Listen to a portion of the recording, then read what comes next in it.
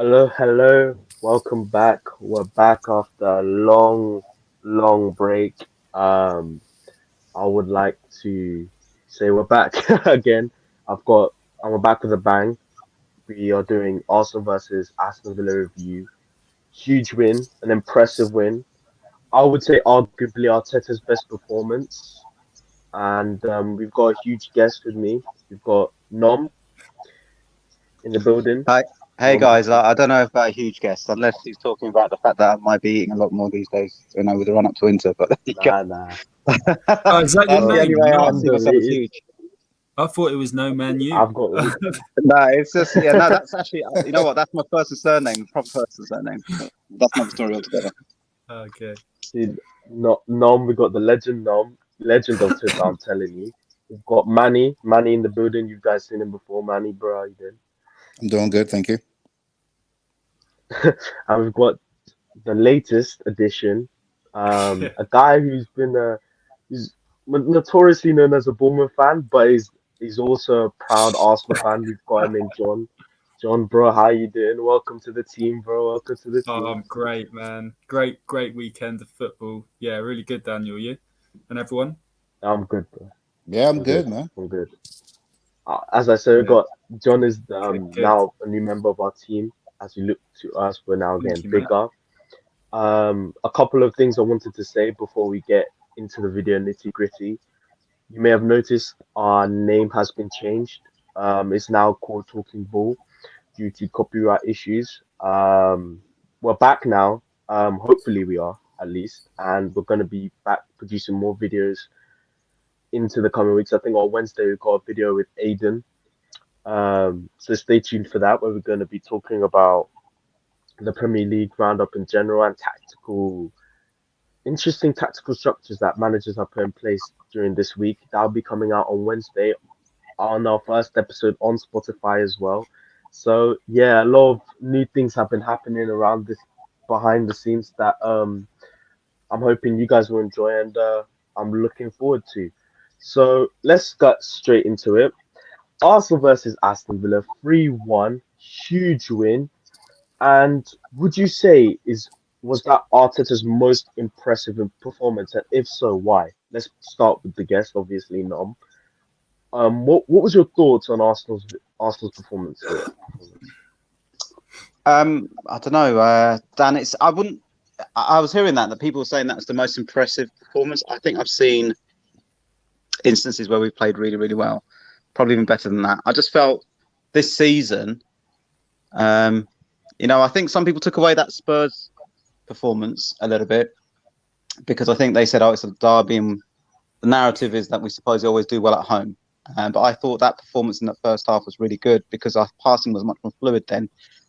But I think that was due to the extra adrenaline that comes along with the derby and the whole occasion and the stadium and everything else. So I think the Aston Villa performance was really good. It's up there with one of the best performances. I wouldn't particularly say it's the very best I've seen. I still feel that we have certain players that haven't come on form yet. I think the choices he made and decisions he made, the manager, were really good. He was brave because I think Tierney. I think people might find that he's not as injured as it was suggested. I think personally, he's been off form for at least 5 games, and I think it was time to bring in someone like Tavares. So I think some of the choices he made, and some of the things that he learned that the team had done wrong in the previous game, not just the team, he himself would probably say that he made a couple of mistakes.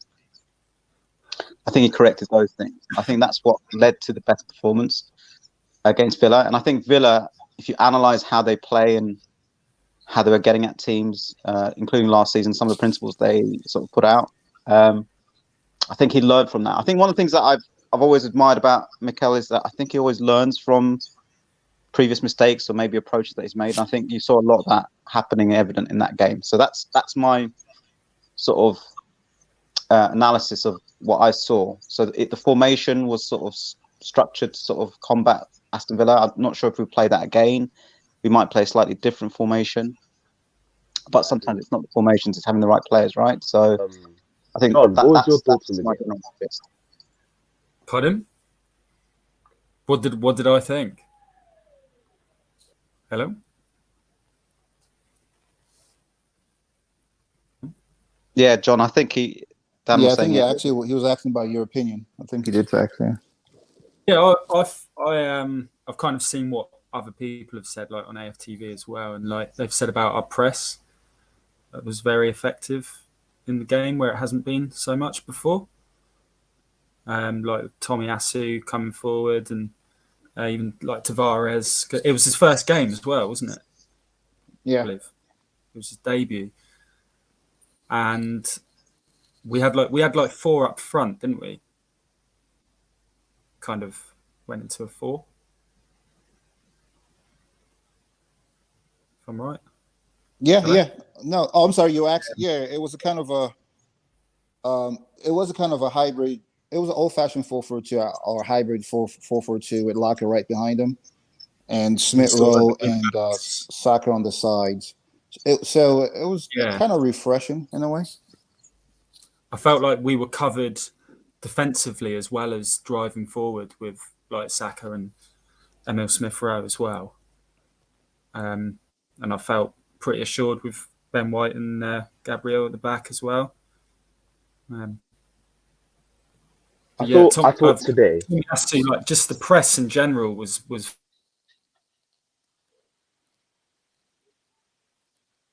Okay, okay, he'll come back, but he said he was talking about the press. Manny, did you say what was your thoughts on the game? How did you think Arsenal performed? Um, Definitely this season, I will say is Arteta's best performance. I wouldn't say ever since he's been here because I will say his first season when he was forced to play a back three. I would say the run to the FA Cup was there was some probably good games there. But as of today's, yeah, it was. I liked it. Funny enough, a 4-4-2, I wasn't expecting it. And it worked. I think bringing Luck into the team made Ober a little bit more effective offensively, in my opinion.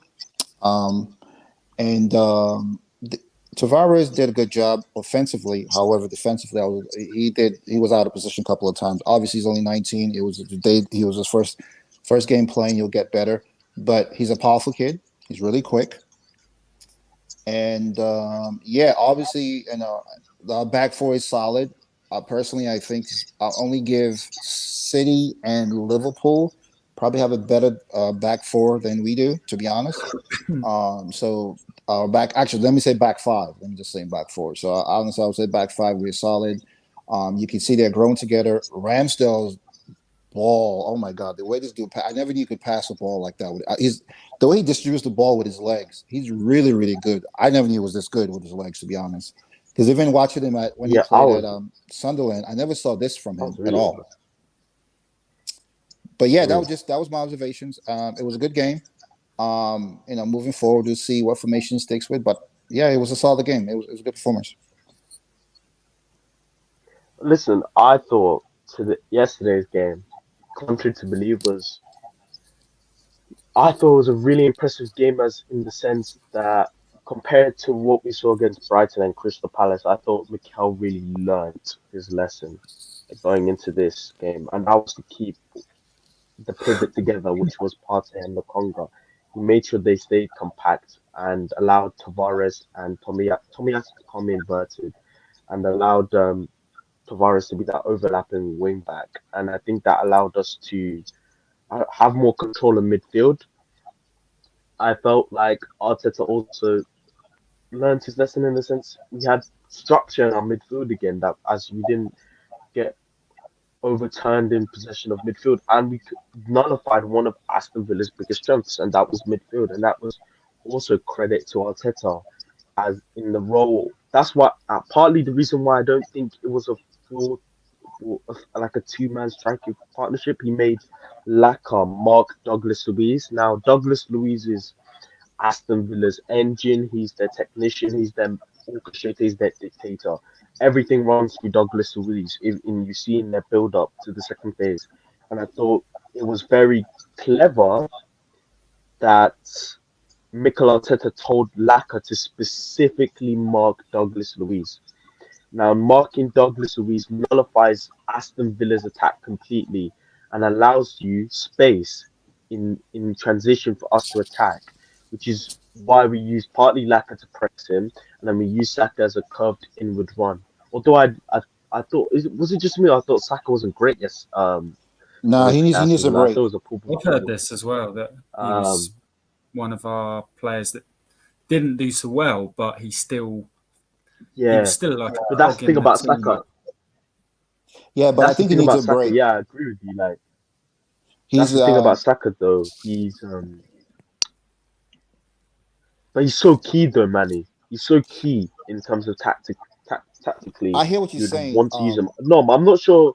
No, what would you say? Would you drop Saka to recent games, Honestly, the only reason I'm or would you saying that keep him in? because the last 3 weeks he's been getting Yeah, hit pretty bad. Remember, he's only 19, and yeah, this I is agree. how we didn't take care of Wilshire the same way. He was getting tackles, but he would get up, and eventually he had that one on the ankle, and that was it. And he was never the same player again. So yeah, I love the kid, but I'm just nervous if we don't start protecting this kid, because the refs are not protecting him at all. He's getting beat up pretty bad, man. I mean, look at that kick on his fucking. Um, that should have been a red card. It wasn't even looked at. Mm. So that's my concern. I think he needs a break, even just 1 week, just a week. I understand we need points, but I think we can give him at least a week off. Because my concern is if we lose him, man, it's gonna hurt us for a long. Yeah, I'm Who just would you worried about the replace kid. I will bring in Martinelli for a game. Martinelli for Saka? On the right hand side, Yep, because Smith Rowe, because yeah, just for a game. Because I think he has more he fits more to Arteta's game than Pepe, because Pepe holds the ball a lot. Pepe is more of a forward, not a winger, in my opinion. He doesn't know how to play the wing position, and the way Arteta wants to play, he wants wingers, and he doesn't fit the profile. Martinelli can because he can play. He doesn't hold the ball, he runs with the ball. So I will play him. no. What would you say about Saka? Do you think he need a rest, or do you Yeah, think he's I so honestly key think to Arteta's I, system? I think look, if you guys have Yeah, seen his performances, I thought against Tottenham he was excellent. He looked back to himself, but I think he looks tired. I think the problem we have is we've got problems twofold with Saka. Pepe takes a while to get back on, like get himself going in the season. I don't know what the ins and outs of that player are for him to get going. But when he gets going, Pepe, will come in and probably do a stint there sometime, somewhere along the season. But at the moment, I think, and this happens with young players, right? So I think people need to understand this. With him, he's going to go through these phases where he's injuries, niggly injuries, tiredness, the exposure now that he gets with England, are all going to play a part in his performance for the club. And he's still learning to balance that out. But one of the good, amazing things about Saka is if you give him a bit of time and you're a bit patient with him, he tends to repay that back. So I think it would be helpful if we could just give him some breathing space, because I think if we overplay him, we won't get him to sort of last the whole season. You'll see what you saw with him towards the end of last season, if you guys remember, Yep. where he was running on empty basically. And then I think the taking him out from the Arsenal team allowed him to perform better for England in the Euros. So I think that's what you have to do. I think the sort of club are conscious of that, but at the same time, I think Arteta's got a bit of a dilemma because he knows what he's going to get from Saka playing in there, and his tactical ability as a player. His IQ is off the scale. I think that's his greatest asset, by the way. Bukayo. He doesn't get the same kind of replication, unfortunately, when he puts other players in there. But I think the other players rely more on form and physicality and all, etc., etc. So I'll tell you one thing um, though. I think ESR is becoming like a more important player than Saka. If you start thinking about the last couple of games, man, the kid is growing on me. The way he runs with the ball, the He's way he does with everywhere. the ball, Yeah. he's believe it everywhere, or not, man. though, Manny, he's played like that. If you followed his career like I have since he was a kid, Yeah. he's now showing his potential. That's how he used to play when he was a kid. So he's now growing into that body of his. He's Oh becoming my more of a God, man. man. The, And now you're seeing the power that he has and the pace that he has. No, and look, any of you guys who Bro, wait till he's follow physically Jack Grealish, developed. Wait till oh, he's he's yeah. got So if physically you yeah, if you remember developed. Jack Grealish, He's I like don't know Jack what. Grealish in storage. yeah, but Yeah, yeah, but Jack, exactly. I'll That's tell what you it now, is. Jack Grealish Exactly didn't on have the same steroids. kind Yeah. of output at his Ball age. striking that he has. He hasn't got his ball Yeah, striking. as It's like, Emil's having now. Nom, do you know what it is? Nom, do you know what it is? Do you know what ESR reminds me of? And I love this kid. That's why controversially, I actually rate him higher than Saka in terms of where he can get to. Because That's there not isn't controversial, that type Danny. of I'm with you on that. there isn't a type of playmaker like ESR out there. He's rare. With Saka, he's competing against multiple. He'll be up there, no doubt, Facts. one of the best in the world. But he's competing against multiple, right Agreed. wingers in position. Agreed. ESR can genuinely make his position his own. He reminds me of Jack Grealish, yeah. His ability combined with Maddison's ball striking. Add on top his own unique skill set and his physical development, his potential for me is limitless. Where this kid can get to, and as Nom was saying, which I'm gonna let him continue on in a minute, but this ESR's potential is now starting to finally be realized and is being announced to the league. So Facts. Do you not think sorry, no, I Bukayo interrupted will you saying develop that, in the same way? Who? Do you not think No, Bukayo I will agree. develop I agree. in the same way? Bukayo. Yeah, but they're two Now I different agree. profiles, Bukayo will though. develop in the same way, but Emil's more the thing is, versatile. Bukayo has more in his position. Not only that, Guess, ESR. and not only that, but like it's who is Bukayo competing at in his best position, which is right wing. We all established his best position is right wing. Who is he competing at? Which will be a lot more than ESR is like is a one in a diamond. Don't get me wrong, Saka is as well. Dan, Manny, Yeah, let but me he's tell you something competing about these against. two players. I'll tell you a difference. Yeah, go on. Because I've been watching these boys since they were young. Like Bukayo's used to like pushing himself beyond his age group. He's always done that throughout his whole youth career. So it was no surprise that he was going to make his debut, settle in, push to get into the first team and get in. If you followed his career in the youth levels, he was always like one age group, two age groups above what he should be playing. If you hear Freddie Lundberg when he speaks about how he was pushing him to come for the under 23s and he hadn't even played for the under 18s, that shows you the mentality Bukayo's got. And that's his greatest asset. He's not scared of going up against players like you saw for England and establishing himself ahead of those players.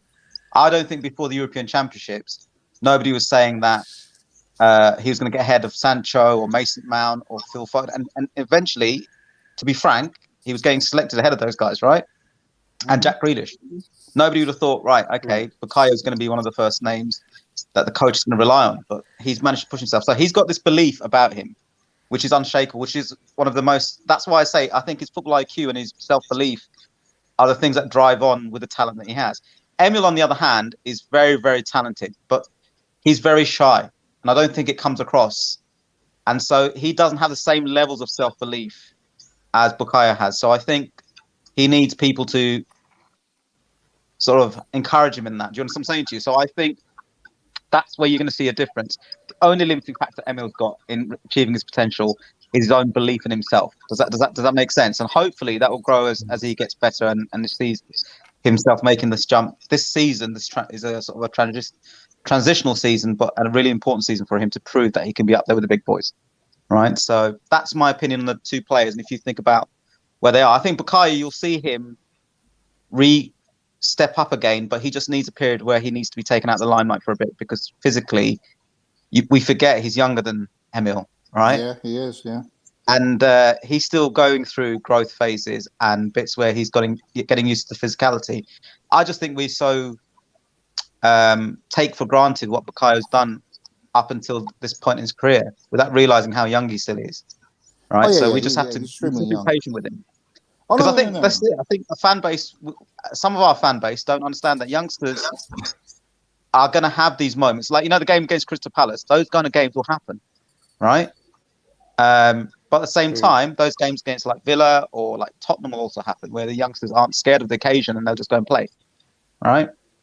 So yeah, that's a valid point. You have to take the hard with the smooth, as they say, especially when you've got youngsters and you're trying to sort of develop their experience over time.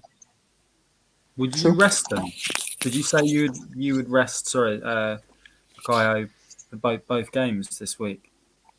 I don't know about both games. Definitely, he's not required, in my opinion, against Leeds. I think Leeds. I think Leeds. I'm more worried about the league position. I'd be shocked if Bielsa risks any of his first team players to put out a strong team again in the League Cup. Because if you look at where their position is in the league, They've got bigger worries. yes, basically. So they would be looking to protect several of their players for that league game that they've got coming up, compared to maybe playing in the League Cup, right? So that's why I think we can take the risk of play. I think he'll play quite a young team, Bielsa, or quite an inexperienced team. Arteta will go with the same team minus Saka, thereabouts. Yeah, he's got. I think Arteta's in a different position. He's got a squad that he can utilise who've all had chances to play so far, right? Because of our. Do you remember those 3 games where we had to rely on some of the other players? Mm-hmm. So we've managed to bed those guys in. Yeah, I agree. Yeah, he's gonna play. He's gonna play a more experienced team. Obviously, it's gonna be the guys on the bench that will play predominantly, and then probably a couple of youngsters like Martinelli will play. Maybe Charlie Patino might get a game. I'm not too sure. But yeah, I would say maybe 1 or 2 youngsters will play. Charlie Patino is, for me, is 2 years away from physically to be in the first team. I don't know. Maybe that's just me watching the guys. I think you're right, good. Dan. I think technically, yeah, he's good. I see the potential. He's just physically, for me, he's not as ready as he's people growing, like to Dan. make He's out only that he just is. turned 18. He's just turned 18. I think people are getting a little bit ahead of themselves with Patino. He's very talented. I saw a whole youth game. Can't remember who we played now in the under-23s. I think was it Swindon. No, it wasn't that. It was a under-23 games where he went through a purple patch right at the start of the season, and he's calmed down a little bit more now. He's not. I think you got to understand that he's still learning the game. He's still not physically. He's physically better in his body this year than he was last year. Last year he was injured a lot, so he's been more consistent this year, but he's not ready yet for the jump up, right? And I don't think this year's different for us as a club. If this was where we had European competition, we could risk playing someone like Patino, right?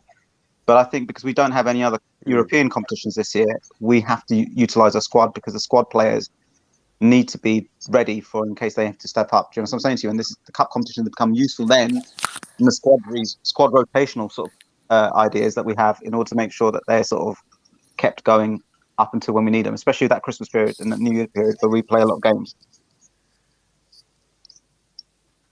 So I think I get you. Later, So maybe. what would be your team for Leeds? What would be? I think he's 2 years away from being integrated fully into the first team. Yeah, I think he might he's be 2 a years loan away. away. Yeah, I think he might be even a loan away from doing that. I think the next year maybe a loan and then come back because I think Aziz, do you remember him? He's hardly played when he's been at Portsmouth. Yeah, Mikel. Yeah, I heard they're going to recall him back because I guess Arsenal not happy with what's going on in Portsmouth. Yeah, I think this is the risks of like sending him out on loan. So we sent him out on loan to Portsmouth because Portsmouth's manager, the Cowley brothers, were all very good at helping Emil Smith Rowe develop. But Portsmouth are a different club to Huddersfield at the time, and supposedly the reason why he's not playing is because of injury first, and secondly, I think that the manager's finding it very difficult with the situation that Portsmouth are in to sort of give him exposure as much as he wanted to, as he intended to at the start of it. So I think that's what these kind of things happen, don't they? Sometimes players go out on their first loan and it just doesn't work out. Similar thing happened with Emil when he went to Leipzig. Do you remember? His loan spell there, I don't think he played, or he might have played a sub or something, and so he went out there for the experience. Mm-hmm. He hardly played. Yeah. So even we look at Eddie as well at Leeds. He hardly played. Yeah. So loans always don't work out. Yeah, but with Eddie though, he's been given so many opportunities. He just doesn't. I don't know what's up with Eddie, man. For some reason, he only shows up on the under-23s. When he goes to a Premier League team, he just does not show up, man. Something's wrong with that kid. I don't know what it is. I can't pinpoint it. Maybe he's just not ready for this type of club yet. It's too raw. Yeah, when that happens. But Danny, look how many loans he has been on, man. He's been on multiple loans, and for some reason, he has not taken one opportunity and really shined with it, which is odd. But but the crazy thing is, the team still want him, though. Team still want him, which is the weird thing. The team still want him, so he just wants more money. That's just the problem. Yeah. Sorry about that. Anyway, no, I'd like to see. Sorry, Daniel. Yeah, go on, John. Go on, John. I interrupted. I'd like to see Odegaard start tomorrow. You know, that's another dilemma, man. Honestly, I think me and Daniel were talking about this the other day. He's a new, If like, Laka, fresh signing, and I'd like to see Arteta kind of put his faith in him more. And why not just throw him in the cup game and see in an well, already, like, in the team we had the other night, and I don't feel he's going to damage what we had as such. So, don't know. Could he? Where do you think he would work in there? Manny, what well, were you gonna say? What were you gonna say? yeah, me and Danny, we were talking about this Odegaard thing because if Laka is in the team, Odegaard's not in the team. I say moving forward, right? And honestly, I don't see a team where Smith Rowe and Odegaard can be in the same team. Honestly, that unless you take out Laka from the team. And for me, the position Laka plays, I like what I saw the other day. I'm not gonna lie to you guys. I really thought that was something really smart. And I think he helped out Abba. Of all people, he helped him a lot more. He So sat deeper, didn't he? yeah, he did. And then Laka sat deeper. exactly. And he became that Bergkamp kind of number 10 role. You know, when Bergkamp used to do that with Henri a lot. He sits back and then that released Henri a lot. Henri would just go do whatever he wants to do. Alba is similar to Henri, obviously not Henri, but he's similar with the profile player with the speed and everything. It works, man. And in that way, Odegaard can't be in the team. And I know some fans might not like that, but I think moving forward, Odegaard is on the bench. That's just my opinion. I think Manny. I think he And will we've play him seen, in the yeah, no, against Leeds though. Yeah, I was sorry, Dan. You're going to say something? no, Oh, no, no, have you no, I lost Dan? wasn't, no, I wasn't. Carry No, on. yeah. So I think he will play against Leeds because I think he won't risk Laka with the Leicester game coming up. So I think Laka's nailed on to play against Leicester. So I think he would go up front with, I don't know, either Balogun or Martinelli, depending on what the situation is. I think that's why Odegaard plays, right? Yeah, but And what I about think he moving needs to forward play though? him to an extent. I'll tell you why I think he needs to play him because I think he's off form. So this is the time sort of try to get some of these players who are slightly off form on out of sync a little bit to sort of work themselves back in contention at least, or pushing the other players. Do you understand what I'm saying to you? So you're gonna have these kind of spells with young players. Like Odegaard, when he's on form, he's exceptional. When he's off form like he is now and has been asked to play in a 4-3-3, he's not gonna be as effective. Because to be frank, he's not played in a 4-3-3. Not even for Real Madrid. I don't think that's why they didn't No, he trust him never to play played in in it. that. No, but I'm Yeah. actually moving forward though. If you were your starting 11, does he start? That's what I was trying to figure out. I think he does, but I think not in the way we've seen him play recently. Does that make sense? I think that's what the long-term plan is. I was reading, I know, what's that guy's name on Twitter, Non-Wing, or whatever his name is. You know, he sometimes read his threads, and I don't know how old the brother is, whatever he is, but he has some really sensible things that he says and analyzes. And for me, I'm quite open-minded when I read these Twitter accounts, right? And he said something which actually resonated with what I was thinking. He said along the lines that some of the decisions that Arteta's making with like playing 4-2-3, that's ultimately where he wants to take his team. Sure. Now, and in order to do that, he'd love to either see how Emil Smith Rowe develops and Odegaard develops. I think Odegaard plays more of an eight than Emil does at the moment. Although in the Villa game, I saw at times where Emil dropped back and almost played as that extra midfield player. Does that make sense? So I see potential in both players, but it's going to take time. So when you've got Xhaka out and you've got no, usually Xhaka solves the problem who plays in midfield, right? And Granite's there, regardless of whatever you think of him as a player, he's going to be probably the number one partner in a 4-2-3-1 for Thomas. But if he's not there, then you go back to developing a long-term strategy, which is to play your 4-3-3, or to develop those players into 4-3-3. I just don't think. I hear what you're saying. I just don't think long-term. Honestly, even a 4-3-3, I don't think Odegaard is actually the perfect guy to be next to Partey. No, I don't know. Not by himself. It depends on the third player in that 4-3-3. Does that make sense? That third midfielder. Exactly, and that's why I think we need another midfielder. I don't know who's going to be for that to work. Yeah, I mean, this goes back onto a discussion. I know it's going to take us off a tangent a little bit, but this goes back into a discussion about winter transfer window. Yep. I said my ideal Xhaka replacement in the long run has to be someone who plays further forward than Granit and is more mobile. Does that make sense? So it allows Thomas doesn't have to be a single pivot. So do you want a DPO? I don't think that's going to be the case. I think Thomas needs to be the one orchestrating the play. Does that make sense? He does it now, doesn't he? When you see Yo, Lokonga bro, and him, I agree with you. I agree with you. If you saw his passing stats, his progressive passes, he's yeah, similar to Thiago. It's very yeah, similar. yeah, It's like yeah. neck and So neck. I saw it. So he's more of that Thiago profile. yeah, I think the other thing we didn't discuss So I about would Dan, I think the other thing we didn't discuss the other day, or a minute ago, not the other day, so a minute ago when we were talking about the Villa game, is why did the midfield work better with Lokonga and Partey when it didn't against Brighton? In Brighton, if you looked at the pass maps, the two midfielders are too wide apart. Lokonga was almost asked to play like Granit Xhaka, and he was too far away from Thomas, right? And if you've ever played in midfield as a football player yourself, Mm. you want your partner to be close by. You don't want him to be too far apart because then you guys as a team can like press and close and stop gaps. And do you know what I'm saying to you? You sort of work in a partnership, which means you can cover more ground more effectively. I think in the Villa game, when you look at the pass map, the two midfielders were literally next to each other. And so they helped out. And I think they were smarter in how they divided their roles up. Lokonga, you saw him being more effective when he got into the final third with his passing. Do you remember? Like he was popping the passes around. And Thomas was much better, slightly deeper, penetrative getting pass. the ball and then spraying the ball around and coming in late to maybe take a shot or coming with sort of being more useful in set pieces, which was really nice to see. That you definitely saw that they've been working on. You know, like the set pieces that he had. I think 3 chances from corners. The one that he scored from, the one that hit the crossbar, and another one where he put over the crossbar. So you could 100% tell that they've been working on that. So that's what interested me in terms of midfield dynamics. Going back to what Manny was saying, Odegaard, where does he fit in that in the long run? He definitely has a long-term role in there, but I think it's dependent on that missing midfield profile. That's smart. Just I think I can see Lokonga being like Thomas as he gets older and gets more physical and Yeah, develops. he's definitely Thomas' replacement. There's no question about that.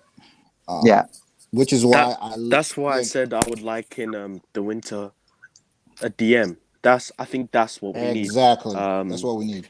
Someone of the profile of Boubacar Kamara. Boubacar Kamara who's Basuma's type available on of a cheap, profile.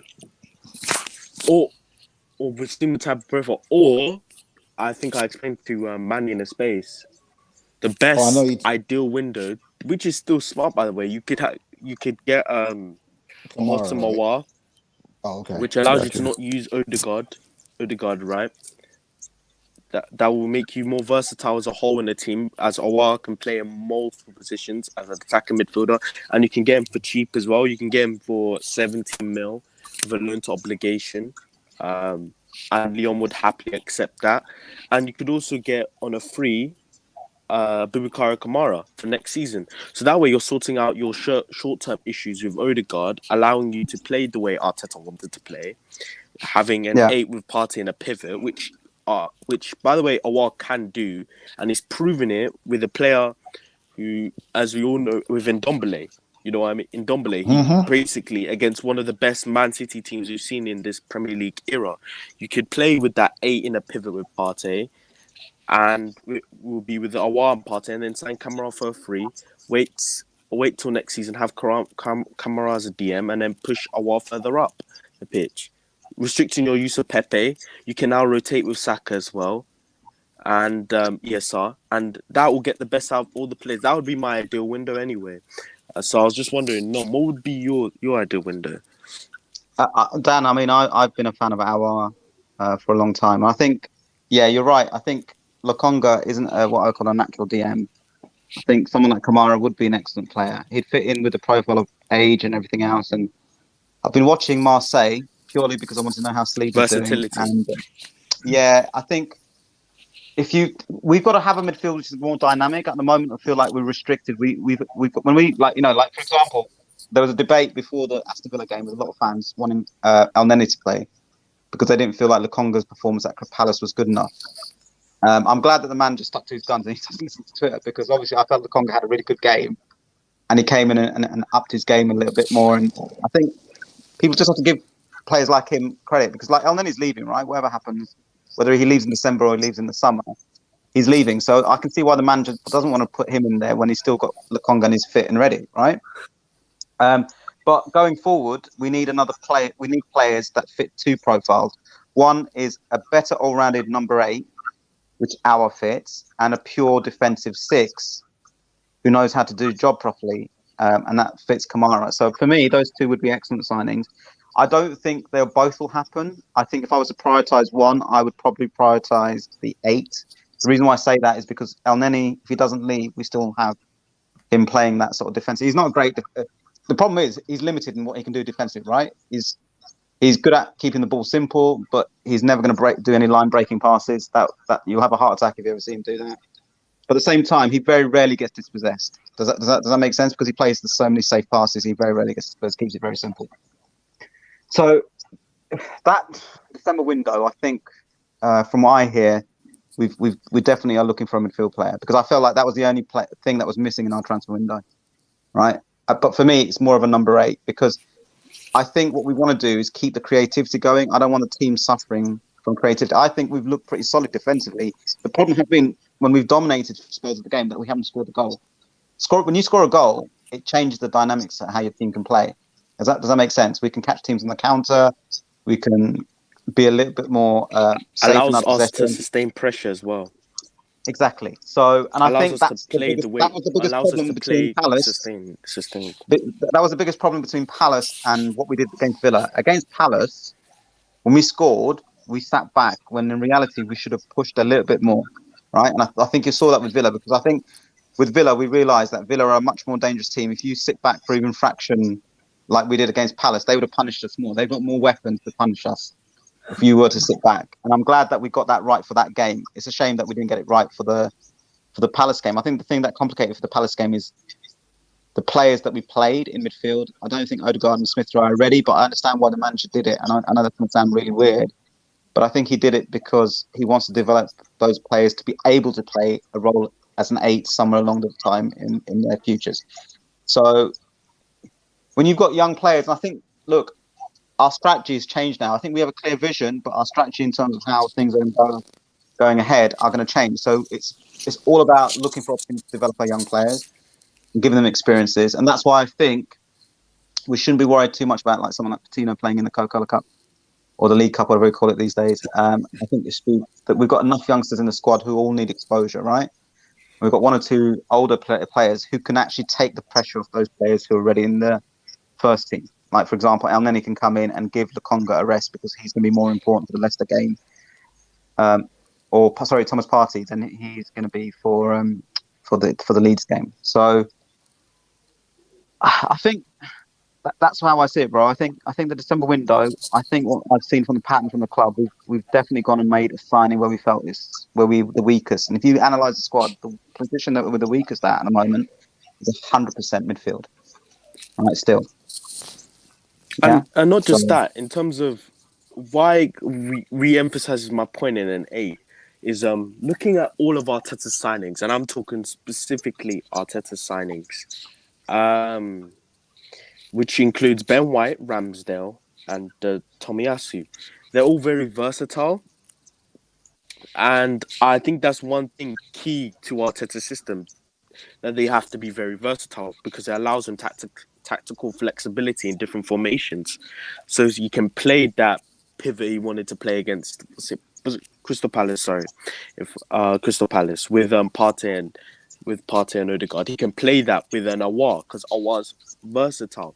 You can mix him around in different positions. If you sign a Boubacar Kamari, he's very versatile. He can play a right back. He can play centre back. He can play DM. So these are all key aspects of things Arteta would like that will allow him to perform better with other players in the squad, and that will allow him for us to dictate tempo and control games more effectively so that we can sustain pressure for long term. Because that's the thing about us. We start off very, very well, but we then tend to drift off. Not because down to manager instruction, it's more the case of the players cannot sustain the pressure they maintain. So the drop off in tempo is evident, and plus our lack of efficiency in our chances is very poor as well, which is why I would like an Aouar to, improve that efficiency, improve that versatility, and we would look more, as you were saying, more dynamic.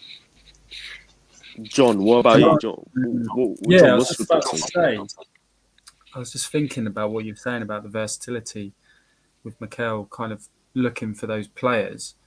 I mean, do you guys feel like Villa is like a blueprint now to kind of base off that, or is that just purely for Villa, or should Arteta I kind of think, mix John, it around? I mean, look, I know Manny said he liked lots of things about that, and I did as well. But I think in the long run, we know Laka's not going to stay at the club, so there's no way that's going to be the long blueprint. I think at the moment we're trying to fit with certain players like you know square pegs and round holes, right? So Laka, our perfect striker would be a combination between Laka and Oba's abilities. Does that make sense? We don't have the right profile of a centre forward at the moment at the club. We don't have another. So we have to sort of No, we use both don't. their strengths in this pitch, yeah? So ideally moving forward, I think I don't think it's going to be this year or it might be next year, depends on what happens with the players that we have. We need a centre forward who can both play together and is is athletic enough to get into the box to be able to affect something in the box. So that's one dilemma that he has. And he can't make these changes. What people don't understand is you can't change these kind of things overnight. So you have to make do with the players that you have, right? So I think what this formation is another alternative, another plan, right? So we know we've shown that we can play three at the back, but we don't want to play like that. That's plan C, right? We know we can play 4-2-3-1 if Granit is there. We can play that quite well. We know we can play this formation, which is a hybrid of a 4-4-2, and Manny is right. Laka is playing like a Dennis Bergkamp. So that's three formations that we play. We know we can't play one formation right yet because we don't have the right players, which we were talking about earlier on, which is 4-3-3. So you can see where the gaps are in the squad to be able to make the squad dependable. So you want to keep the opposition guessing. I mean, I think Yeah, but don't you think? most people can't guess what formation Man City are going to play or how they're going to set up their team from game to game, can they? Because of the size of the squad and the profiles they have.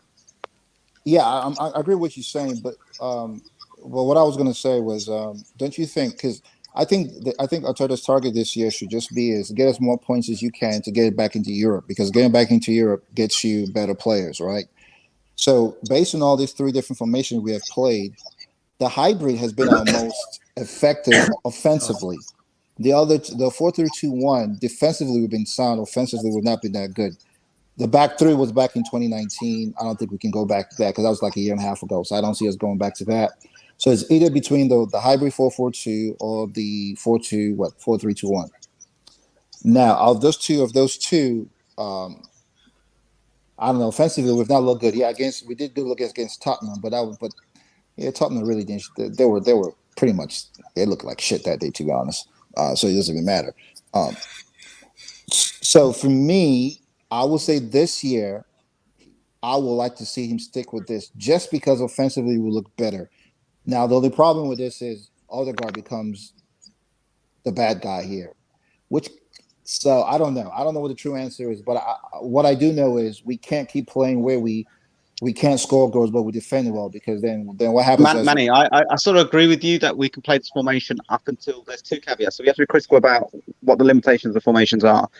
When we played Brighton, for example, it wasn't the players that we had on per se. Brighton really clever tactically. You had to take your hat off to Graham Potter. He really was tactically excellent. If you go back and watch the game, he stopped Arsenal from doing what they set up to do, which was to counter press. Do you remember the last time we beat them? We counter pressed them, and Saka scored that goal. Yeah. So they avoided the counter press by passing the ball around the back, and then if you saw, the goalkeeper would pass it really long, diagonal towards Tomiyasu, and then they would have Cucurella, someone winning the header there, and then they'd win the second ball because all of their midfielders would flood to win the second ball. Now that was interesting tactics. I've never seen Brighton play like that personally. Yeah, well, they have two 6-foot. So for me, we got outdone by the tactics, and I remember talking to a friend on Twitter about this, and they said to me, "So, Nom, the question is, why didn't the manager change it?" I said, the reason why he didn't change it is it's very difficult when you set the team up for the whole week, especially with the young players, and depending on the profiles that you've got on the pitch, to change tactics midway through. Does that make sense? Like when you've got a young defence like we have, how are you going to tell some of those players to change the way they're playing to suit the tactics? And I think part of growing as a team is that we have to learn to play different formations, not just when we get set up as a team, but sometimes change those mid-game. We've got to be careful about the formation that worked against Villa because other teams will suss out that formation because we still have weaknesses, right? I hear what you're So, saying. so I think Odegaard isn't going to be as much as you worried about him not having a role this year. I think there will be times the year where he will change formations. I'll give you a prime example. I think he set up in a 4-2-3-1 against West Ham last year, and we got absolutely hammered because, to be frank, our defense and goalkeeper and But our midfield defense was trash last year. when we went to 4-3-3, we were much more effective. Now, I'm not going to say that shows you the strength of 4-3-3. It's just for that game and the situation called for it, and it worked. Does that make sense? No, I We hear could what have you're easily. saying. But my only issue is last year and this year, the biggest problem has been with Arteta so far is offensively. Last year, we only scored 55 goals. And this year, we're on course to not score a lot of goals. And if you don't score goals, you don't win games. That's just the reality of this 100%. thing. 100%. Yeah, I agree So, with you. yeah, and this is why I think Laka makes it easy for Alba to score goals. So the question is, are we going to sacrifice? I don't know. I just see that this has been the only reason I say this is because offensively, this has been the best I've seen. Now, But granted, Manny, it was against Villa. It could be different against another Manny, team. do you Yeah. remember Emery's season? Yeah, Do you remember Emery's season where we did that tactic of playing Upper and Laka together? yeah. And although it worked for that period of time, it came to a point where teams started to suss us out, and because Emery couldn't change it, we started to suffer because of it.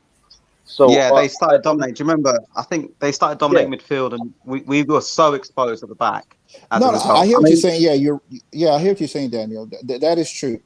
I guess my question is then all I've seen offensively, I haven't seen anything where we've been consistently scoring goals. So that's the question. Then what is the way to go? Because this is a great opportunity to make top five this year, to be honest. Because Man yeah. United are struggling. Honestly, if I was to take an argument right now, I would say Arsenal have a better back five than Man United does. Honestly, if you look at their back five, you I'm not take our back even. five. I wouldn't even say that's like a controversial take. Well, I Man think United fans people might who think took I'm the crazy for piss saying at the this. start of the year will probably start thinking, "Hold on, Yeah, actually, we have a point there." Do you know what I mean? I yeah, think if you yeah. look at this, So we have that. We have Partey, which to me he's a phenomenal midfielder. Albert still can score goals. Then we have Smith Rowe, and then we have Saka. So to me, I just want to see where we start feeling like we can score goals because that's our biggest Achilles right now is scoring goals. And I would hate us for not to finish out of the top because to me, I think we can get in this year. Honestly, we can get into top five, but it depends on what we're doing on the offensive end. And I don't so know what the answer is yet, but that's so do you know what the formula was? For me, the way we saw the formula for Man United getting into top four, and then Arsenal getting in the top four. Do you remember the years that he got into top four against teams that were much, what I would say, better sort of resource than us? Was oh that yeah, absolutely. I remember those he had a years. Yeah, simple formula. His formula was that he beat all the teams below Arsenal, right? And hmm any of the top six are the problem teams that we struggled against. In order to do that, you have to really believe in your attacking players. Does that make sense? And like go out and really push and sort of enforce your game on that. So it goes back to what Dan was saying about sustaining pressure.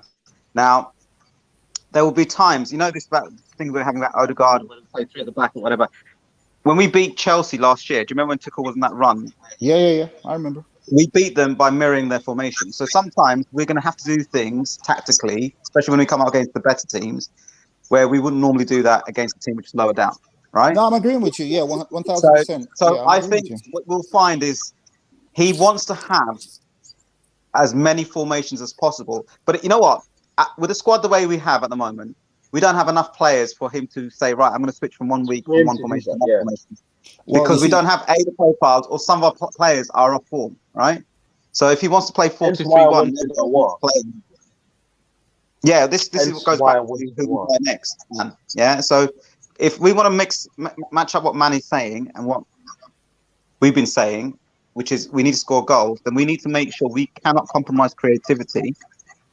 And it's not about a strike. I don't think it's ever been about strikers. I think we've always no, known that we've had good strikers. yeah, It's about creating it's our chances. creativity. Yeah, we don't create Yeah, enough and chances. That's to what's be, been to a be problem. honest, Manny, you know what? That stat where we didn't score many goals last year was more to do with the first half of the season than it was the second half of the season. The second half of the season, we actually got when we had ESR, Odegaard, and Saka, and then we had Pepe. Do you understand? we had some creativity going on in that second half of the season. We had a bit much more of a stable run. I think we did score goals. The problem we had was the first half of the season. First half of the season, we had to rely. First half of the season last year, we had to rely on Willian and Laka being number 10, and that was it. That was our creative output, right? That's true. That is true. So I saw a stat today on Twitter, and I'll find it and I'll post it up, and I'll get you boys to. So someone was looking at the first 9 games that we played last year and the number of shots that we took, and the first 9 games that we played this year and that number of shots we took, and we're definitely taking a lot more shots than we did last year. And you can probably see that in the games. Even like when we lost to Brentford, with that shenanigans going on with the COVID stuff, we actually were unlucky in that game. Do you understand what I'm saying to you? Right? Even we against didn't play Crystal Palace, where people thought we Brentford were deserved to beat us. shots then. Yeah, but there's a difference between shots and then shots on target as well. You got to separate the two, because you can have 100 shots, but how many of them were really, really good? But okay, so let me give you another example. So last year, the reason why Liverpool finished 4th is because they had shots on goal, but there's not many shots on target, and they've got a top class strike force. So what was their problem last year? It was meant to be their defense, but it wasn't their defense, if you know what I mean. Do you understand what I'm saying to you? So sometimes their defense was because they leaked a lot more goals than they usually do. No, 100%. But that wasn't an excuse for players like Mane, Firmino, and Mane, Firmino, and Salah not getting more shots on target, right?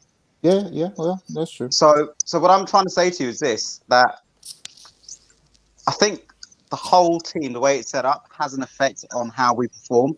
I think simple things like pushing up our defensive line. Against Villa, when we put sustained pressure, did you see where Gabriel and Ben White were defensively? They were on the halfway line, right? Mm-hmm. I remember. I think those guys. How many strikers do you know in the league who can outrun those guys? Well, very few. So why? So he's got to convince those youngsters, and this is the thing: you've got to convince this back line that you've got to push up a bit further up the pitch. I mean, is that what he wants to do? Then we don't know if that's what he wants to do. That's another thing. I think he does. I think if you look at any top team in the league who wants to do well, they have to push that defensive line higher up the pitch, including Chelsea, believe it or not.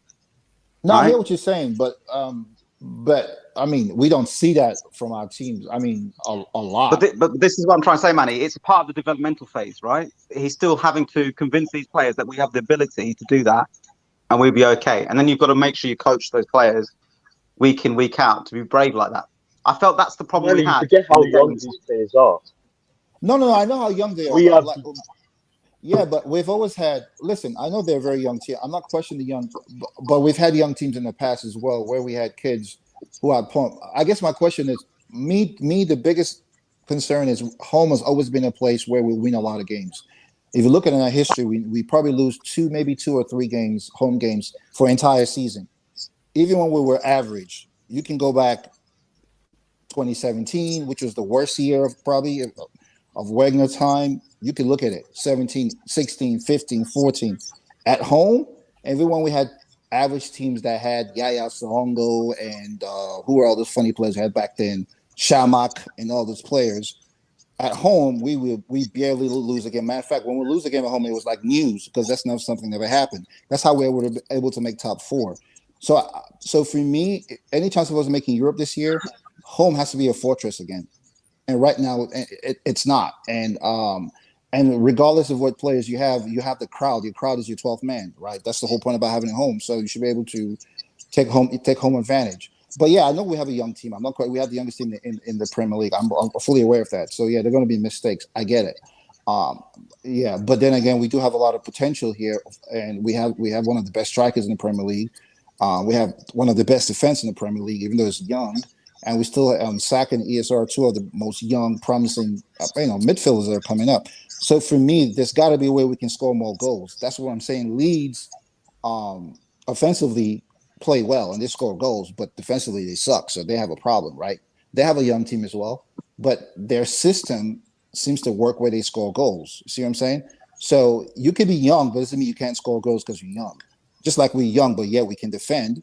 So there's got to be a reason why we're not scoring, even though if that was the case, then we should not be defending well since we're a young team. But we do defend well. I was just thinking, Nom, what you were saying before about the high defensive line. Like, do you? Oh, he's gone. Oh yeah, just saw his thing in the private chat. Oh, yeah, that's weird. Well, to both of you, he said about the high defensive line, and like with Gabriel White, Tavares, Tomiyasu. Um, do you feel like Oh, that should be sort of stable throughout the season now? Like keeping yes. that sort of right. It's more. It sounds like it's There's more. fundamentals. You It can sounds like you it can sounds like change that's the more you can fundamental. But change the then tactics obviously, without changing the fundamentals. I think what happened against Crystal Palace against Brighton in a sense is Arteta changed not only the formation, he changed the fundamentals. Like Arteta can this time Arteta changed his formation but still kept the same fundamentals. Like he still tapped in his usual 3-2-3-5, 3-2-3-5, and it worked a treat in this game. And we looked so much better. So we kept the same basis of his system, but at the same time, tiny little tweaks to nullify their threats and emphasize on ours. And in the terms of Aston Villa, again, I'll use them as an example. We did that when he told Laka to press Douglas Luiz. I think it's underrated. Not many people are mentioning this. He made a big emphasis on pressing Douglas Luiz, which took Aston Villa's creative play out of the game completely, which allowed us to take complete control of the midfield, and we already had dominance over the wings because their only threat was coming through their midfield. So by us taking control of their midfield, we practically took control of the whole game we to the had a lot of point where, width. Yeah, yeah, to the point where we exposed that, that as you said, we kept our the high line, and Gabriel was able to ping balls in that penetrated, which is one thing I've been impressed of Gabriel. He's improving his balls. He's improving his short to medium long range balls, so they look less obvious as they say, disguised as you will, as I say. So they look much more impressive, like that catches opposition out of play. So it allowed us to just basically bulldoze them out of the way, the short way to be and take control of the game. And I think that's the most important thing that Arteta, although he changed his formation, didn't change his fundamentals, I think the other thing you which saw, is Dan, is like if you remember Gabriel last year, his passing was a weakness, right? He yeah, wasn't as sure of footed as he is this year. I live on the south coast. I live very close to Brighton, so I'm surrounded by Brighton fans here. And I speak to I was at a local game down here, a local derby where I live.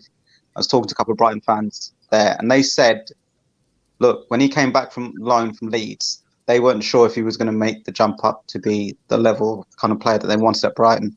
Because first couple of months it took him time to settle in. And he said, as soon as he settled in, he was on another level.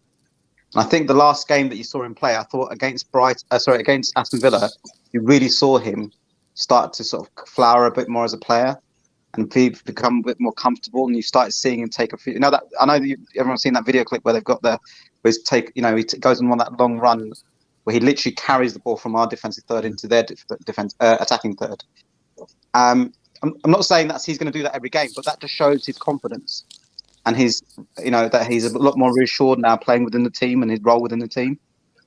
So I think it's that will definitely make something he's clearly yes, worked and I on think in this the is summer. this is what goes back to slowly coaxing those defenders because remember it's so hard to get 4 young players into that defensive unit and then telling them to do everything right. Do you understand? You're literally got Ramsdale, Tomiyasu, Ben White.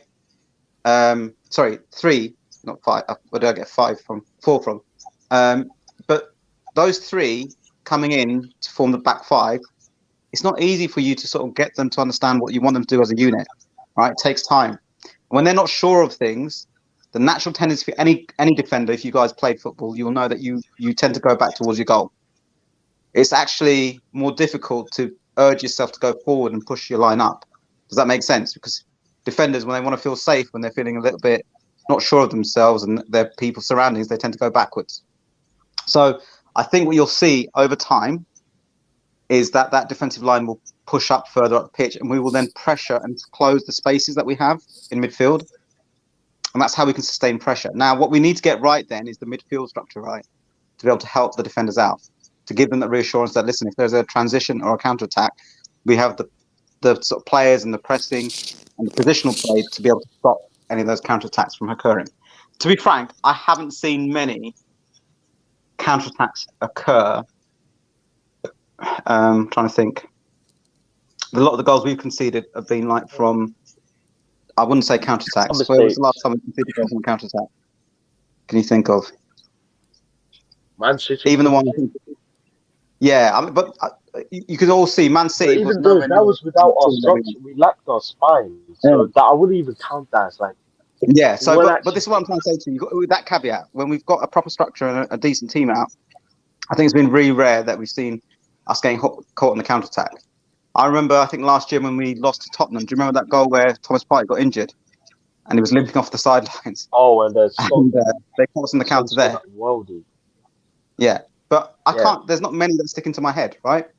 So what I'm trying to say to you guys is this: I think if you look at what our strengths are of our defenders now, and look, Manny might be thinking, right, well, we were just talking about attack. How the hell has this gone to the conversation about defense? I think when you're sure at the back, the assuredness that your attackers have of going forward and taking risks is much easier. I think that was psychologically what was missing at Liverpool last year. That the attackers didn't take as many risks because they're worried about the defenders behind them. All right? I've got a hot take, If we keep... when you've got a Virgil at the back, you feel like you can do anything. That I'm saying, like, we could actually give Liverpool a good game, you know. I'm just saying, I know Liverpool run away. Daniel, pause on that now. No. I have to shoot off. I want to thank you guys for letting me come. That's a brave statement there, buddy. That's a little brave. I'm going to leave Dan to argue that out between you boys. I'm gonna catch you boys soon. All right, later, man. See you later, Dan, Manny, thank you, and John, thank you guys for letting me come on and sort of shoot the breeze with you guys. It's been a pleasure.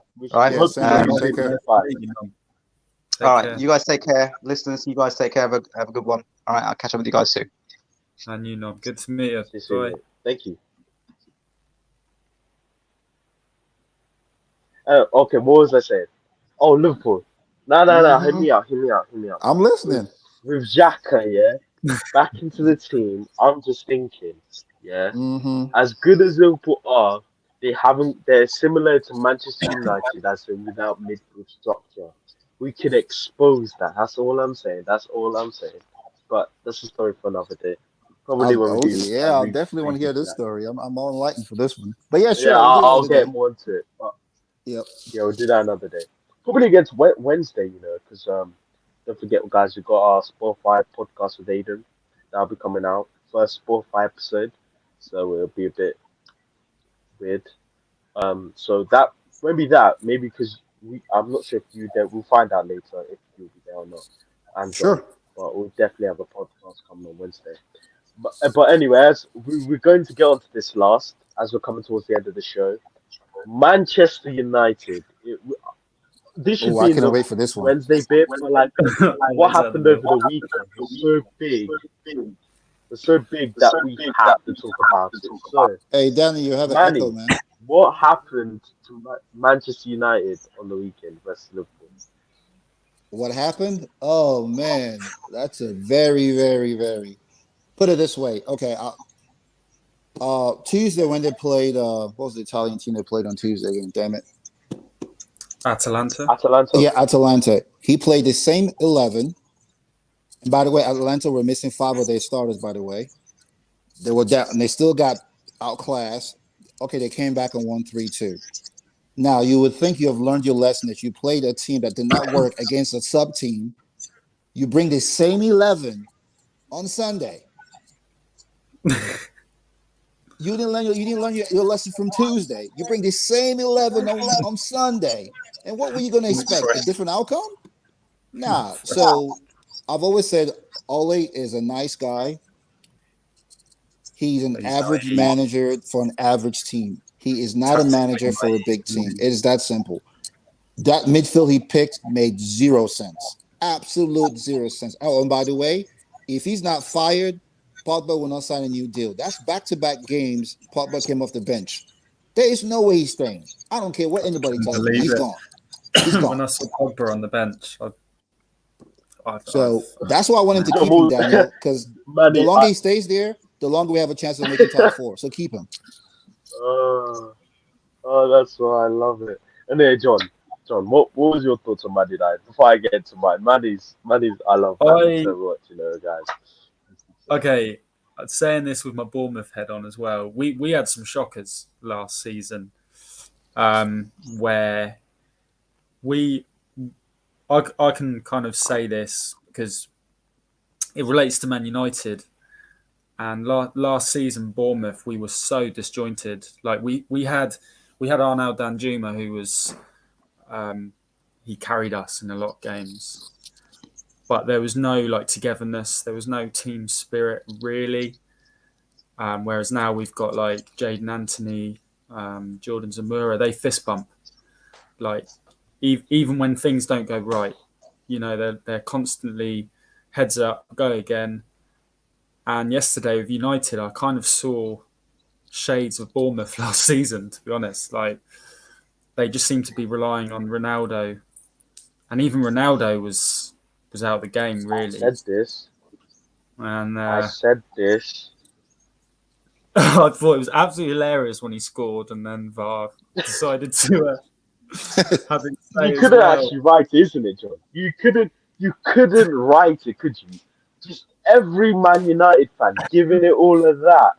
When I was going, we could make it for. Oh my days! Oh man, I love man. You know what? Let me get. This is the. He didn't even This is what celebrate. happens Because when obviously you they're buy 5-0 when you buy to sup- when you buy to for commercial values and not for the benefit of the team. They're suffering for it. They Ole, as much as Ole is bad, yeah. What I have to give Ole credit for is he knows how to balance his team. He's always done this. Every time he's come out of adversity, it's been from finding balance in his team, which accommodates every player to get the best out of everyone. And that was when he had Cavani, Bruno, Pogba, all pressing. That's what Ole's system is, based on True. pressing, counter-attacking football. Now, bringing in Ronaldo plus Sancho completely contradicts. Contradicts the team completely on his head because Ronaldo doesn't press like Cavani does from the front. Yeah, without everybody, you can't drop Ronaldo. He's a guaranteed starter. Nope. So he's They were trying to saying accommodate. after the game about They're Ronaldo trying to that he's accommodate never Ronaldo and Greenwood. Greenwood and Ronaldo, yeah, they are the worst pressers in the league. They do not press statistically. They're the worst press in the league.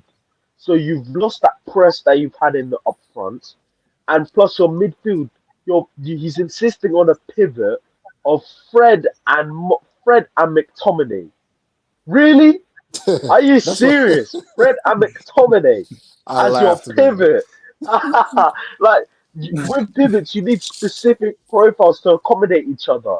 And he's playing Fred and McTominay and Pogba slightly ahead of them. No wonder. Like honestly, it's actually you couldn't write it. But also, what do you expect in playing Sancho on a position he's not even the best? They're playing him on the wrong Facts. side. Facts. They're playing with Wan-Bissaka. Wan-Bissaka is not an overlapping fullback. No, he's not. He doesn't give. We saw Sancho's best performance when he was with Hakimi, who overlaps, which gave Sancho an option and which gave the Exactly. defenders a crisis to Yep. either I go like with Sancho, Hakimi but he's or been a mark flop, Sancho I would one say. on one, which is when Sancho kills you, right? And I love Sancho. But you're playing him on the wrong side with a fullback that's not even an overlapping fullback. He's an inverted fullback at best. What are you Yeah. expecting? Yep. If he had a brain, he would have put even Sancho and Shaw on the left wing and left back side. That would create such an. Do you know how deadly? That would be one of the best fullback Oh, and but you wing just made your partnerships in the point. league. If he had a But brain, no. Ole decides to play him on the right, which that's why he needs to stay, Daniel. He needs to stay. he's paying the price. He's paying the price. I said this on Twitter. The Yeah, way he is Man paying the United price. play are not sustainable, which is why I said this to Manny even when Manny thought he wasn't confident. Man United, the way they play is not sustainable. There will come a time where they'll come crashing down, and with our run compared to theirs, man, you forget, yeah, they have Tottenham, then they have Man I City, know. then they I have, I think know. it's like compared to our run compared to theirs till Christmas, we could have a huge shot That's of quite gaining top huge. four Yeah. with the That way is they play. why I Because want him not fired. all I see is a repeat. That's All I why see when is a I heard, repeat of what's yeah, happening now. yeah, yeah, If yeah.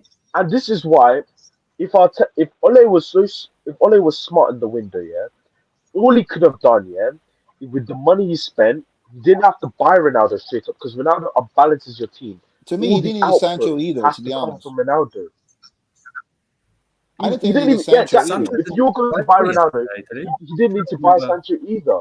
Yep, Sancho would have been more suited to us than Man United. But as I was saying, if he was exactly. smart, yeah, he would Yep. have bought I Edmund to don't remember Pogba from Sancho Bayern playing. Leverkusen, an absolute progression. What? What did you say, John? I don't remember Sancho even played yesterday, did he? No, no, Exactly.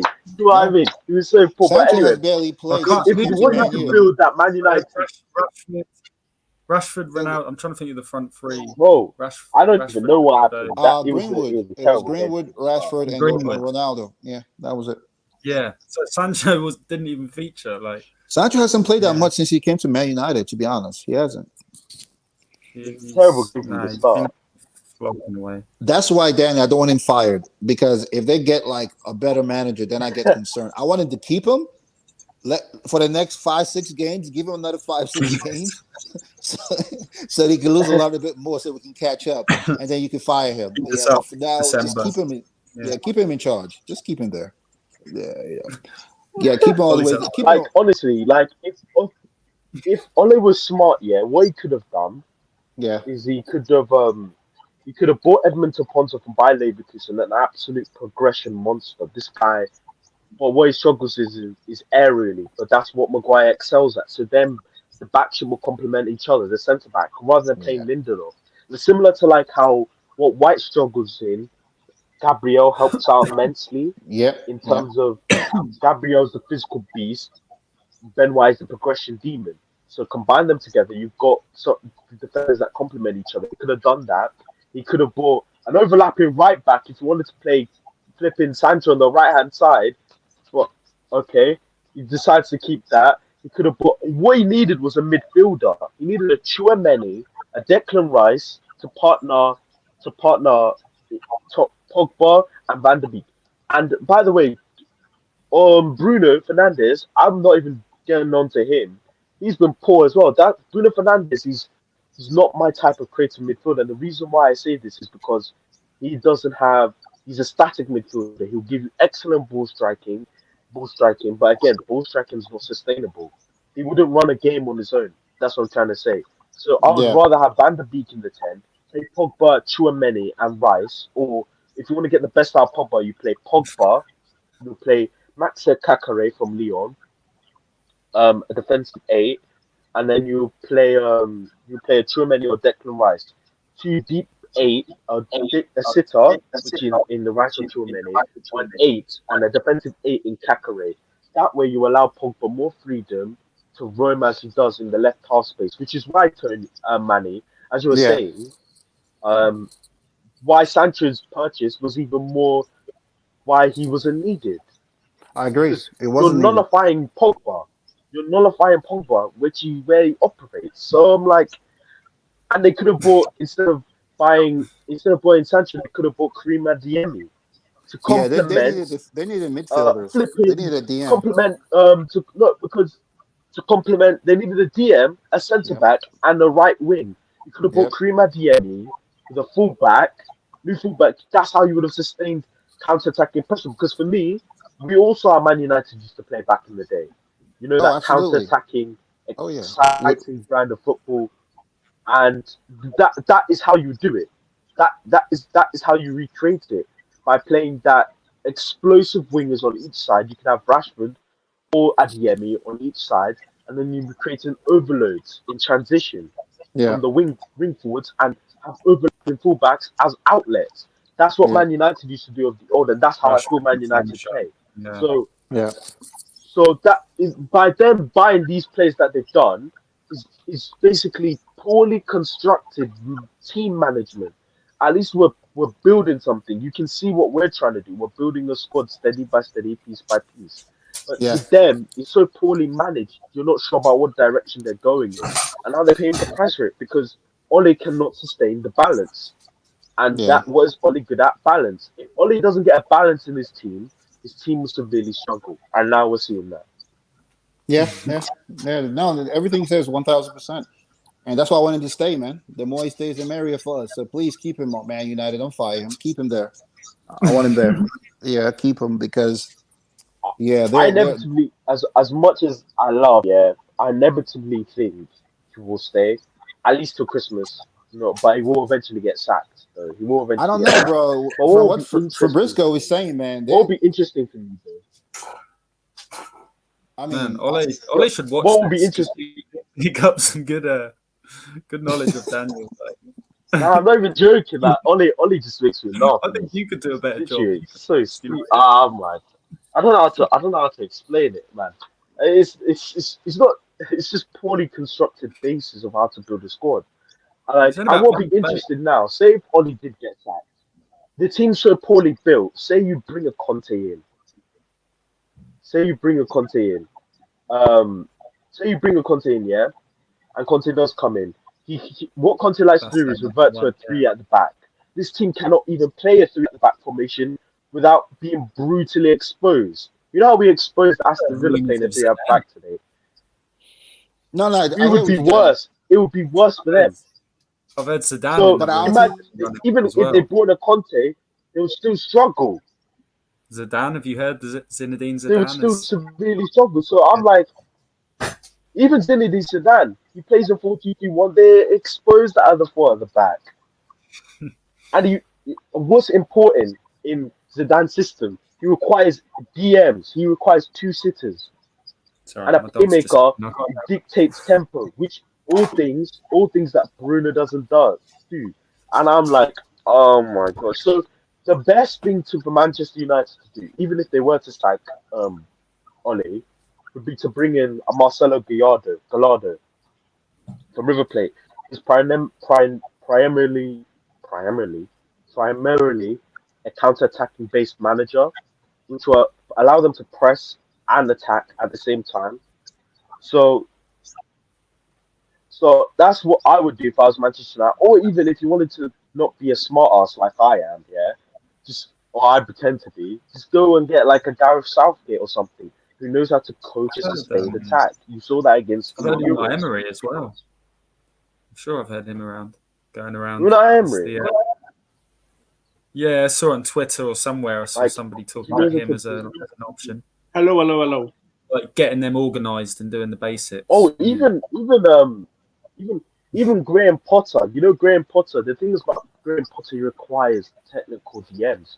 He requires a DM that is both good in transition and both good in out of transition. Who like to press and who can, you know, is press resistant. None of which are Manchester United players. Pogba is definitely not press resistant. He requires a lone eight role in the left half space.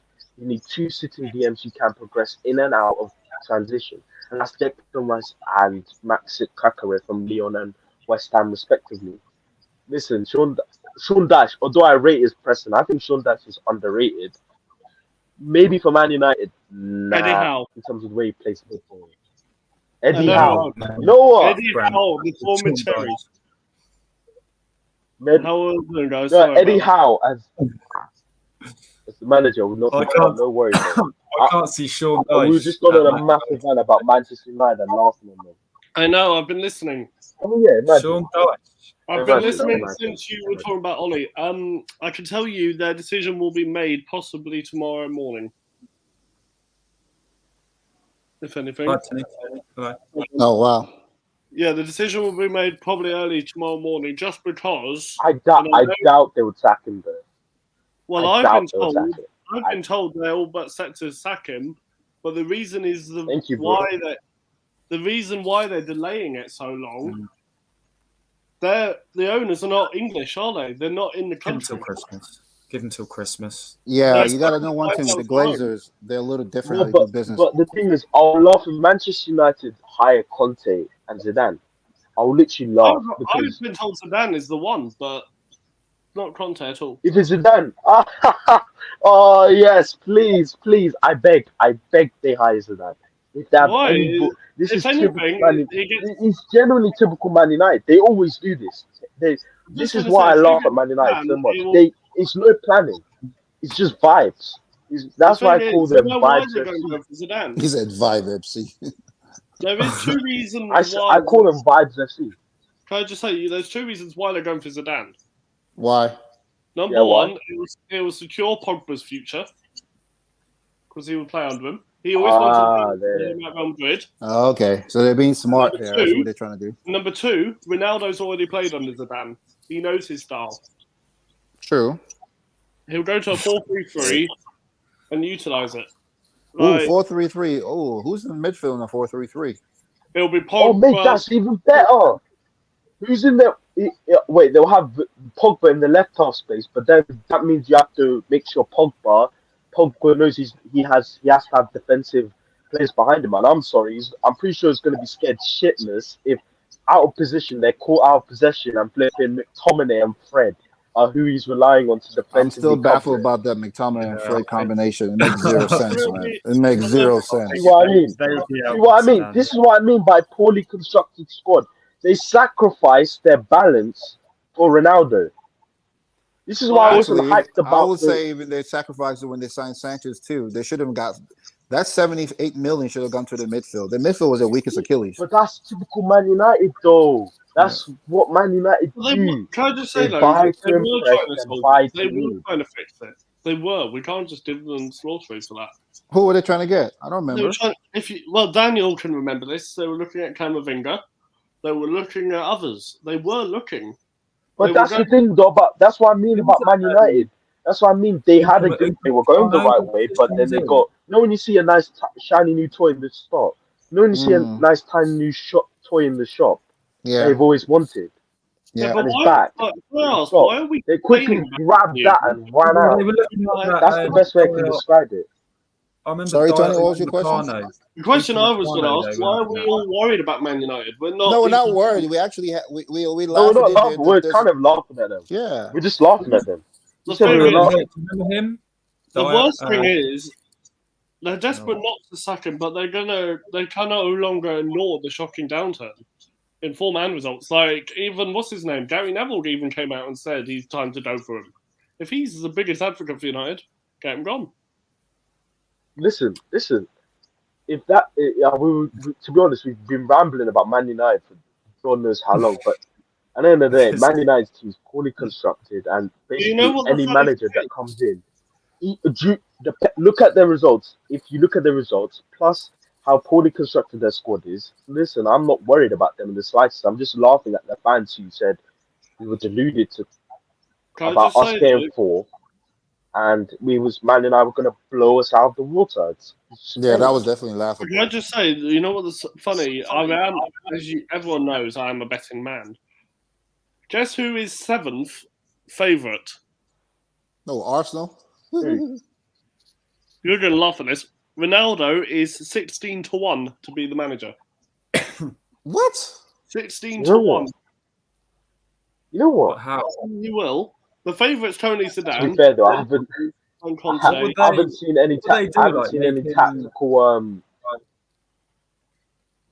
But before Rooney player became manager like Wayne Rooney. Yeah, before he became manager, he had. Tony, have you seen a this? leading- He said, "Please gamble responsibly." Well, I've already put that on it. No, like Facts. Rooney had like a leading role, didn't he, in the squad before he became manager, I believe. Spot on. That would be suicidal if they do that. I've gambled who it is. Oh They yeah. can't just make Ronaldo the But, manager. but the thing is, yeah, we haven't seen any tactical outline. We haven't seen any tactical footprint. We haven't seen any ideology. What's his tactical ideology? What's his plan for the team? So You've seen absolutely nothing. Weird. Can I just say, Yeah, I've already it put was Ronaldo's. I've already put a fiver on Zidane the job, so I'd hope so. What are the bets? Well, he's Oh, talking no. about, so The smartest thing for Manchester United to do would be to put Gareth Southgate in charge. Do But you what think I he'll leave doubt the he England would do, job? I read that recently. yeah, Why would he? I doubt he would leave. Exactly, that's the thing. Why would he leave? I the He smartest wants thing to for rather me, stay. That's not a bad shout though, the because smartest thing for me would be to sign Marco Gallardo from River Plate as he's a Yeah, counter-attacking but manager, which is the fingerprint, which is the foot base of Manchester United Football the Club. thing is, Plus, he knows guys, how What to they're play. about not going to. Ten They Hag? won't probably rush their decision. If anything, they will put in the temporary manager like they did before with Volley. They'll probably get Well, Michael. Michael Yeah. Carrick. You have a Michael laugh. Carrick could be the temporary coach for a bit. Oh, I think okay, that's Southgate's even better. quite a good shout, Keep him, actually. please do that, Doesn't, Emmanuel. Keep him. Make him the temporary manager. That's even better. Keep him. But listen, we didn't think Ollie was going to get the full-time job, did we? Yeah, True, you're true. right. We did not. Yeah. Doesn't No Southgate's contract run out after the World Cup? Yes, but he wants to extend. He wants to extend. Was it? I thought he was offered an extension anyway. No, I was told that he has put hold on talks until we at least qualify. He wants to know if we qualify, then talk. Oh, got you. The talks have been very positive with the FA. They bring balance to United, I reckon. Like I think if I remember correctly, their aim was to extend it, regardless even of the Germany result. I think And making then fun of you, Tony, here because of the way you say Ole. Say Ole, Tony. I'll just say Gunner. There you go, Gunner. Gonna go. Anyway, we've come up to almost an hour, And you're so 1 sure hour about and a half. So I'm going to end the show here. I'd like to thank Manny, Tony, John for joining me, and Nom, who was here earlier. Don't forget, guys, we have a podcast, my first ever podcast on Spotify. I've got my branding sorted. I've got a new channel. Ole is a gunner. Yes, he is. Arteta is improving and on the up. Yeah, we're so sure about that. Yeah, So sure. so we've got my first So, up the John. He's a Bournemouth fan too. Up the Thank John. you, See, Tom. John, it's Thank your you. first ever podcast episode, and you're getting love already. Anyway, oh, cheers, yeah. Daniel. As I Thanks, said, mate. we've got a Thanks, podcast Tom. coming out Cheers this for that. Wednesday. Yeah, we've got a podcast coming out this Wednesday with Aiden. And we're going to be talking about Premier League roundup, also tactical insight, and how to sustain pressure and how to attack, how to coach and attack. I think John will be there as well. Manny might be there. I don't know about When Tony. is this? Wednesday. Tony will let you know. But Ghost, Late you gonna to get that ghost? I'm here. When is I'm this, here. Daniel? Wednesday. Oh, I've got a driving Wednesday, bro. lesson at 7:15 Wednesday. What, in the morning? Oh, John, you're getting actually no. lovely. But anyway, no, because it'll be pre-recorded. It'll be love. Wow, I've never seen that before. That's quite a comment. Thanks, Tom. Yeah, no, in the evening after work, I've got a driving lesson at 7:15. Yeah. Fair yeah. play for that driving instructor. All right, John might not be there as well, but Manny's got me anyway. Manny will be there. Yeah, I'll be there. Yeah, I'll be. Anyway, yeah. So If I can, and Manny should be very important to Manny as well. Manny will be passionate about this as well because he's concerned about concerns about Arsenal's creativity and attack. So it'll be a very interesting debate between him. So yeah, I hope you guys enjoyed and stay tuned and He said, "Screw the driving see lesson." you guys soon. It's penciled He's in. gotta get It's funny. That was funny.